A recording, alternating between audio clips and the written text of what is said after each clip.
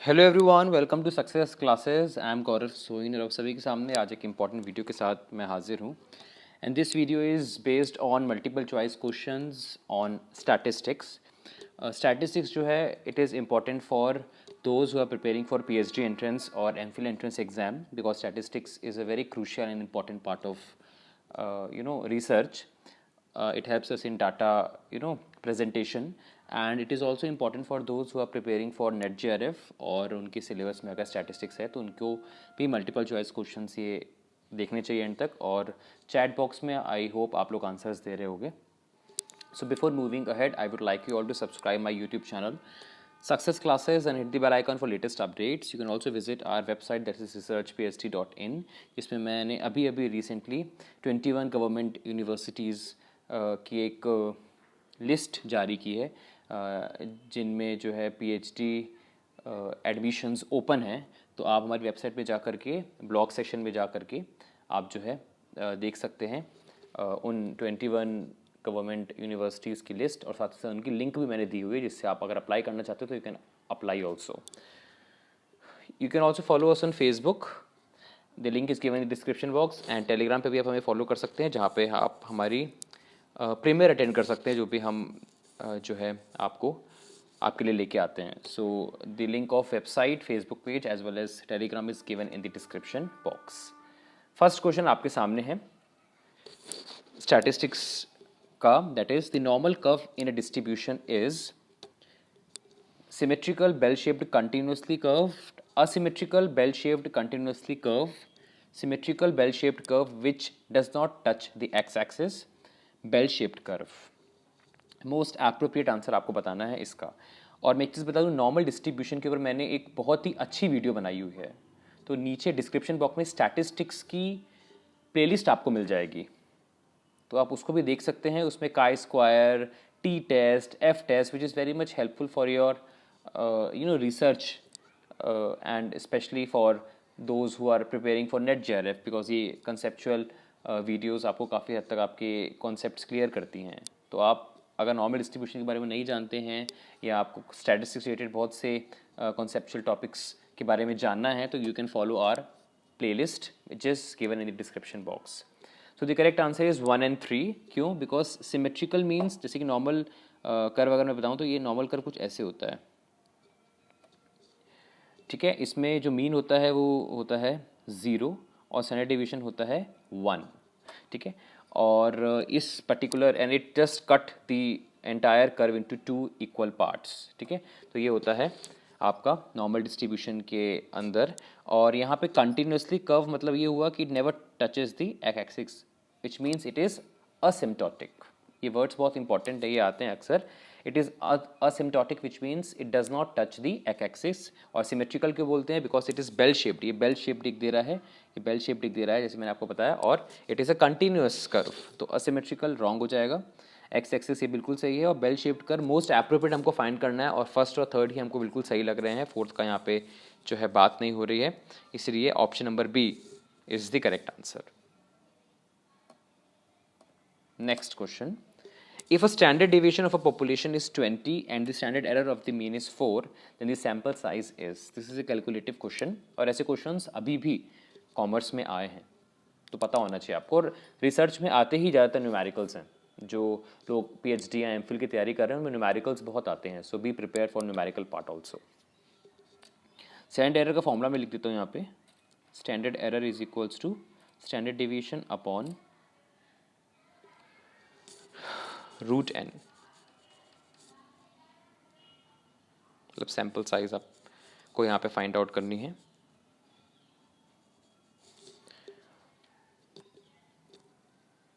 Okay, हम लोग solve करते हैं। स्टैंडर्ड एरर आपको क्वेश्चन में दिया हुआ है, स्टैंडर्ड एरर ऑफ मीन आपको दिया हुआ है 4 is equals to standard deviation का फॉर्मूला है ये, स्टैंडर्ड डेविएशन का सिंबल है ये 20 अपॉन रूट n, ठीक है। अभी हम यहाँ लेके जाएंगे तो क्या हो जाएगा, root n is equals to 20 upon 4 which means root n is equals to 5। अब जब रूट इधर जाएगा तो बन जाएगा n is equals to 5 square which is 25। So the correct answer is option number D, that is 25। I hope आपको ये calculation समझ में आई होगी, फॉर्मूला याद करने की ज़रूरत है। So 25 is the correct answer. Next, which one of the following is not a random sampling method? Most easy question, easy questions भी आते हैं। इनमें से कौन सा नॉन रैंडम सैम्पलिंग मेथड है? स्ट्रेटिफाइड, जजमेंट, सिस्टमैटिक या क्लस्टर? एक ही है ऑड वन आउट, बहुत इजी क्वेश्चन है। Judgement is the correct answer. Judgement में हम जो है सैम्पल्स को चूज़ करते हैं as per hour own judgement, है ना, यहाँ पे बायसनेस आने के चांसेस होते हैं। स्ट्रेटिफाइड, सिस्टमैटिक एंड क्लस्टर, इसके ऊपर भी मैंने बहुत अच्छी सैम्पलिंग के ऊपर वीडियो बनाई हुई है, आप प्लेलिस्ट जरूर देखा करिए। आपके एक तरीके से अगर नेट जेआरएफ की तैयारी कर रहे हैं और आप एक तरीके से फ्री में करना चाहते हैं विदाउट इनकरिंग एनी कॉस्ट, तो आप हमारे प्लेलिस्ट देख लीजिए, उसमें बहुत से टॉपिक्स आपके कवर हो जाएंगे। मैं कह सकता हूँ रिसर्च एप्टीट्यूड मैंने आई थिंक 95%, 99% आप कह सकते हो मैंने कवर करवाया हुआ है। और स्टैटिस्टिक्स की भी मेन चीज़ें मैंने यहाँ कवर करवाई हुई हैं। धीरे धीरे मैं और भी कवर कराऊंगा जब तक एग्ज़ाम पास आ जाएंगे, जब तक एग्ज़ाम नहीं होते। Next, chi-square distribution is a non-parametric distribution. Chi-square is a sample statistics having no corresponding population parameter. Assertion दिया हुआ है, reason दिया हुआ है।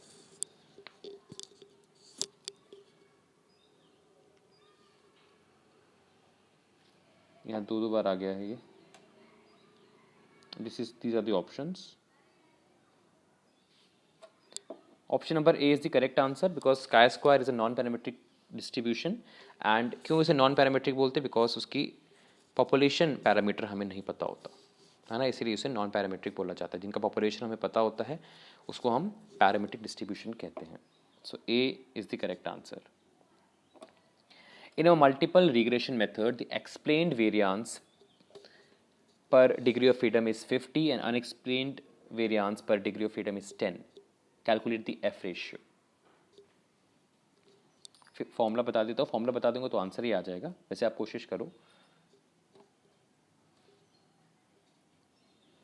एफ रेशियो आपको निकालना है, एग्जाम में आ भी चुका है F ratio. F ratio is equals to explained variance upon unexplained variance, ये फॉर्मूला होता है। तो एक्सप्लेन में आपने पुट किया 50 और अनएक्सप्लेन में 10 विच इज़ 5, तो एफ रेशियो हो जाएगा इसका 5:1, या आप सिंपल 5 भी कह सकते हो। तो B is the correct answer. Graph of variables having linear relation will be, linear relations जिसमें होता है वो क्या होता है? कर्व्ड होता है, हाइपरबोला, स्ट्रेट लाइन या none of the above?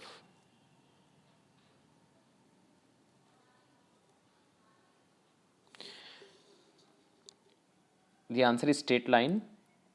X axis है एक और एक वाई एक्सिस है, इसमें आपने जो है पॉइंट्स प्लॉट किए हैं और आपको अगर लीनियर रिलेशन आपको स्टैब्लिश करनी है तो आपको कुछ इस तरीके से जो है ग्राफ बनेगा which means a straight line, ठीक है, जब आप प्लॉट करोगे। So the correct answer is option number C, straight line.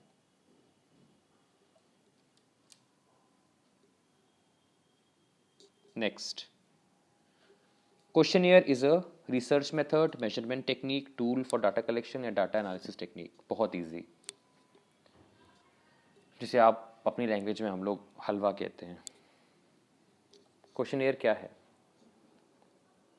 Tool for data collection, simple एक टूल है जिससे हम डाटा कलेक्ट करते हैं, क्वेश्चनियर्स वगैरह बनाते हैं। आजकल गूगल फॉर्म वगैरह में आप बना करके सेंड कर सकते हो और डाटा कलेक्ट कर सकते हो। Mean, median and mode are, ये भी सुपर इजी क्वेश्चंस भी आ जाते हैं, है ना, क्योंकि उनको एवरेज लेके चलना होता है ना। बहुत ज़्यादा टफ भी नहीं देते, बहुत ज़्यादा ईजी भी नहीं देते, पर हम लोग क्या करते हैं, टफ की तरफ जाते हैं, हम ईजी छोड़ देते हैं, हम फिर ईजी बाद में हमको बनते नहीं हैं और टफ भी हमको समझ में नहीं आते, तो गड़बड़ हो जाती है। इसलिए आपको दोनों में बैलेंस बना के चलना है। Mean, median and mode are measures of central tendency, none of the above answer होगा इसका, बिकॉज ऑप्शंस में नहीं है measure of central tendency, control tendency यहाँ पे दिया हुआ है। तो D is the correct answer and the answer is measure of central tendency. Vertical curve represents the value of coefficient of correlation to be, अगर vertical curve होता है तो उस केस में coefficient of correlation किस तरीके से बनता है? vertical मतलब ये horizontal है और वर्टिकल, दो चीज़ों में आपको फ़र्क पता होना चाहिए।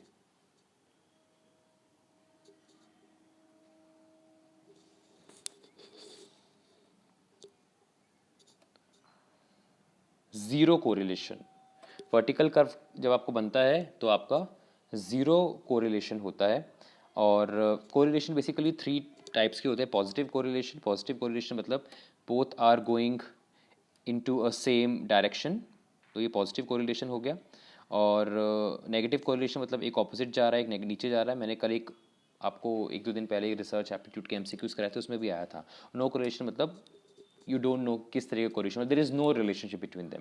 ठीक है, तो नो कोरिलेशन जो होता है या जो ज़ीरो कोरिलेशन होता है, उनका जो कर्व होता है वो वर्टिकल होता है, इसलिए the correct answer is option number C.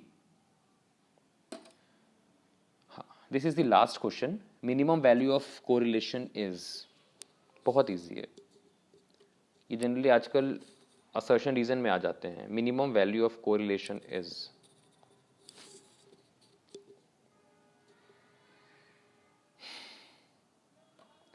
-1 and the value of correlation is -1 to +1।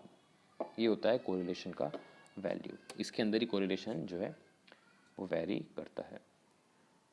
So this is the complete video on MCQs on statistics.